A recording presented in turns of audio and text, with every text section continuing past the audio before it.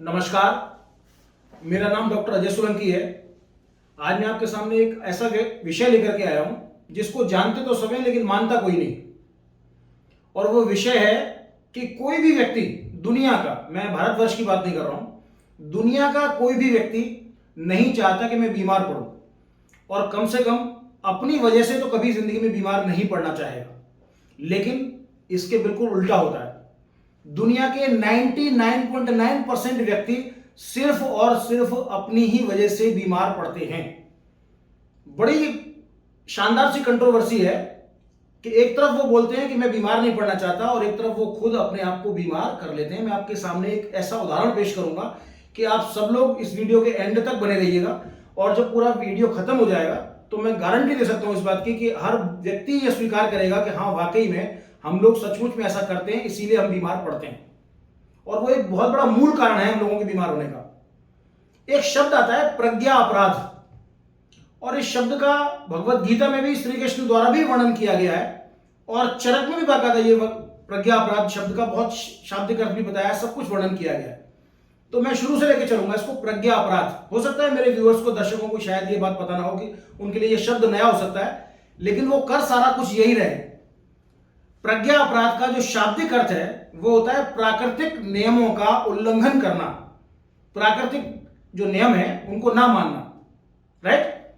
वैसे इसका देखा जाए तो अपनी मोटी मोटी बुद्धि लगा के देखें तो प्रज्ञा का मतलब ही बुद्धि होता है, और अपराध का मतलब है कि कोई ऐसा किया गया काम जो गलत है।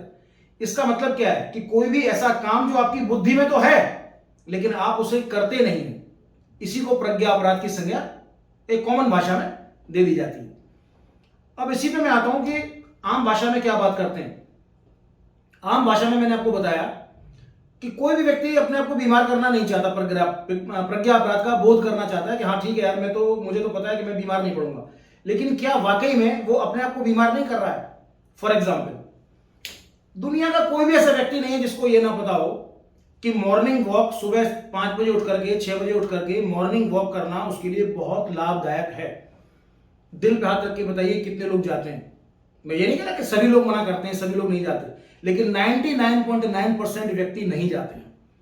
इसका मतलब क्या है कि उनकी बुद्धि में तो है, ये बात उनके अंदर है कि अगर मैं मॉर्निंग वॉक करूंगा तो मैं सचमुच में मेरे स्वास्थ्य का लाभ मिलेगा मुझे, लेकिन वो ऐसा नहीं करते। क्या ये प्रज्ञा अपराध नहीं है? मेरी बुद्धि में आने के बाद भी अगर मैं किसी का उल्लंघन कर रहा हूं, प्राकृतिक नियमों का उल्लंघन कर रहा हूं, वही तो प्रज्ञा अपराध है। तो ये एक एग्जाम्पल हुआ जो बड़ा कॉमन सा एग्जाम्पल है। राइट? दूसरा एग्जाम्पल, मुझे बहुत अच्छी तरह से पता है, एवरीबॉडी नोज, कि उन सबको पता है कि किस तरह का खान पान करने से हम बीमार पड़ जाते हैं। उसके बावजूद भी आज की तारीख में पाश्चात्य सभ्यता को लेकर पूरा भारतवर्ष उसमें इतना ओतप्रोत हो चुका है कि हर व्यक्ति पाश्चात्य सभ्यता की तरफ चल पड़ा है, और उसका खान पान जंक फूड को लेकर के हो गया है। 99.9% लोग जंक फूड ही खा रहे हैं। वो जो हमारा जो नॉर्मल भोजन है उससे हट करके, कारण चाहे जो मर्जी हो, मुझे आप कारण दे सकते हैं, लेकिन मैं प्रज्ञा अपराध की बात कर रहा हूं। प्रज्ञा अपराध का मतलब है कि आपको जानबूझ करके वो काम करना जिसकी वजह से आप बीमार पड़ते हो। जंक फूड भी खाना प्रज्ञा अपराध में ही आता है डियर फ्रेंड्स। बहुत से लोगों को पता है कि मुझे इस ऋतु में ये काम नहीं करना चाहिए, आयुर्वेद में ऋतुओं का वर्णन किया गया है, लेकिन उसके बावजूद भी वो उस ऋतु में अपने आप को बीमार कर लेते हैं, क्योंकि प्रज्ञा अपराध करते हैं, उल्लंघन करते हैं प्राकृतिक नियमों का।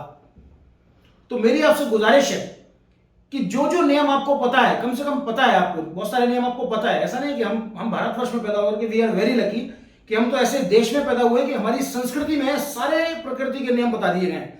हमारे दादा दादी, हमारे नाना नानी, हमारे पूर्वजों ने, हमारे पुरखों ने, हमारे माँ बाप ने, बहुत सारे हमें तो संस्कार भी जो दिए जाते हैं ना डियर फ्रेंड्स, वो भी प्राकृतिक तौर तरीके पे दिए जाते हैं, है ना। हमारी पढ़ाई लिखाई भी प्राकृतिक तौर तरीके पे की जाती है ना। लेकिन अब हम कुछ ज्यादा पढ़ने लिखने के बाद, जो अंग्रेजियत आने के बाद, हम उन सारी चीजों को भूल जाते हैं और वहां प्रज्ञा अपराध करना स्वाभाविक हो जाता है। अब मुझे बताइए ईमानदारी से, बहुत सारे लोगों ने देखा होगा, बहुत सारे लोग, क्या हमारे एनवायरनमेंट में इस तरह की गड़बड़ियां नहीं चल रही हैं? बहुत से लोग धूम्रपान, सबको पता है निषेध है, लेकिन वो धूम्रपान खुद भी कर रहे हैं और कई सोशल जगह पे बैठ करके उस धूम्रपान को करके लोगों को पैसिव इनकम भी करवाते हैं। क्या ये प्रज्ञा अपराध नहीं है? हालांकि सरकारें बहुत सचेत हैं आज की तारीख में। भारतवर्ष के अंदर एक जुर्म माना जाता है, ये बाकायदा कानूनन जुर्म के तहत आ गया है। इस पे अगर कोई व्यक्ति सार्वजनिक स्थान पर धूम्रपान करता हुआ पाया गया तो निश्चित तौर पे उसका चालान भी होता है सरकार के द्वारा। लेकिन फिर भी बहुत से लोग हैं, आज भी ऐसी जगह हैं कई हिंदुस्तान के अंदर जहां लोग सार्वजनिक स्थान पर बैठ करके धूम्रपान करते भी हैं और करवाते भी हैं। नशा, आपको पता है कि नशा क्या करता है? बहुत से लोग अल्कोहल पी रहे हैं, लगातार पी रहे हैं, लगातार पी रहे हैं। क्या वाकई में वो प्रज्ञा अपराध नहीं है? 30-60 ml तक तो चलो मान लिया मैंने कि कोई बात नहीं, 30-60 ml तक अगर आप लेते हैं तो कुछ हद तक, नॉट ऑलवेज, मैं ये कहूंगा कि नॉट ऑलवेज, पर कुछ हद तक आप उसका सेवन कर सकते हैं। हर व्यक्ति नहीं, जिसको अल्कोहल से एलर्जी है, जो डायबिटिक पेशेंट है, उसके लिए तो अल्कोहल बिल्कुल 100% अभिशाप का काम करेगा। बहुत से पेशेंट डायबिटीज के हैं मेरे, और मुझसे कहते हैं डॉक्टर साहब दारू के बिना तो हम रह ही नहीं सकते, शराब के बिना तो हम रह ही नहीं सकते।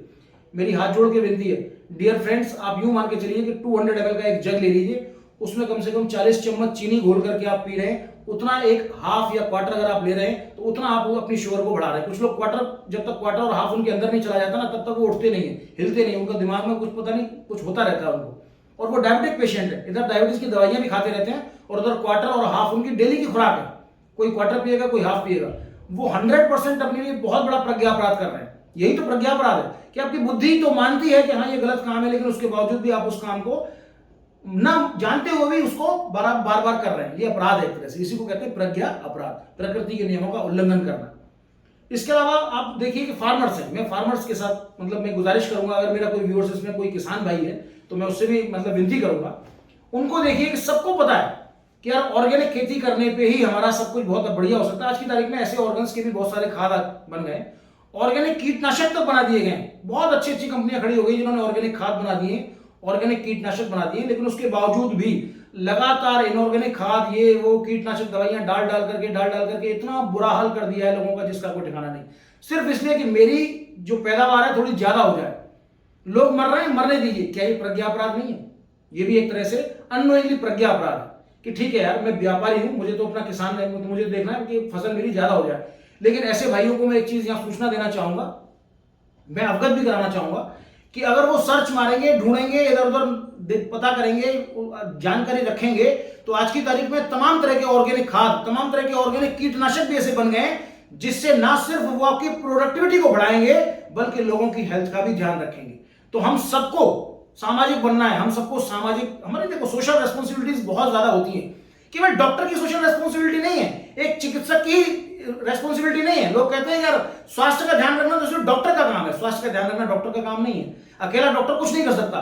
स्वास्थ्य का ध्यान रखना सबसे पहले मेरा खुद का काम है, हर व्यक्ति का अपना खुद का काम है। बहुत सी बीमारियां ऐसी हैं जो आप खुद पैदा कर रहे हो, 90% रोग ऐसे हैं जो आप खुद पैदा कर रहे हो।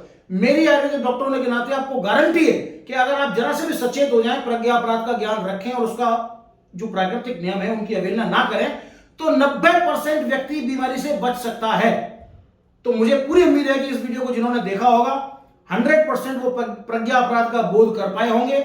आज के बाद वो न सिर्फ सचेत रहेंगे बल्कि अपने परिवार को, अपने मित्रों को, अपने सगे संबंधियों को भी सचेत करके रखेंगे और समाज के प्रति भी अपने कर्तव्य का निर्वाह पूर्ण रूप से करेंगे। धन्यवाद।